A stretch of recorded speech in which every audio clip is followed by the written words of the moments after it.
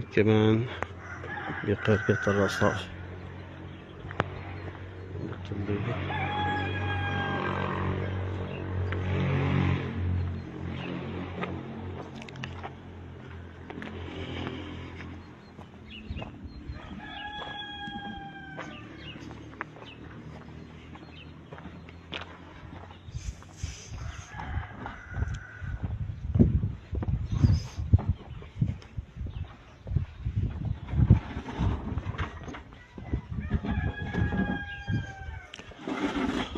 يعطيكم العافية.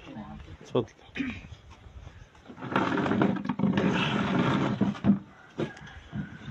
شو الاسم يا عم؟ بسام علي اسم. ايوه نعم. شو اللي صار عندكم انتم؟ نحن كنا قاعدين هارجة مع الصباح، دق هالباب بسرعة ولا مجموعة اشخاص فاتوا علينا، وين سلاحكم؟ قلنا له معنا سلاح. قال بدي فتش، قلنا له شاركوا فتشوا. فتحنا الباب وفتحوا فاتوا لجوا ودوروا هالبيت كليته ما فيش. قال إذا لقينا شيء بدنا نقترب منها، قلت له هاي البيت ما قلنا دوروا ما لاقوش. والله وقفوا النت في دوروا هم بالدار، دوروا فوق، دوروا عند ابني. قال وين ولادك؟ قلت له ليك ولادي هون اثنين. قال وين تسويته؟ قلنا هاي التسوية. نزل الصغير كان هون محمد، فشافوا تسوية تبعته ويطلع حدا كان فوق كمان، نزل لعندي مسكوا اخذ التسوية وتركوا. بعد شوي رجع كمان واحد منهم مسكوا صار يضربهم هيك. قلت له عمل تسوية والله وكان ياخذوا هون بالبحوث. قام قال لي يا اخو شرموطة استنى ما تحكي، خوس علي لك ورا اجر الزلمه طلق فات بحي. الصغير كمان محمد كان جوا عنا، مسكوا بالبرد وصاروا يضربوا على راسه. فقد ذاكرة الصبي ابن جوزه، ما بقى يعرف يحكي. قال له شو في عنا؟ شو صاير عنا؟ قال له مرته مين اجى لهوني؟ من؟ قال اجوا جماعه فتشوا البيت هون.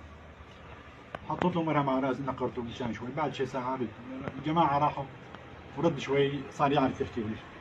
قعدنا شوي، ثاني مره ما في ربع ساعه نص ساعه واقل بالضبط ما عدنا مش نغل الباب انضرب ولا خلعوا الباب وفاتوا علينا.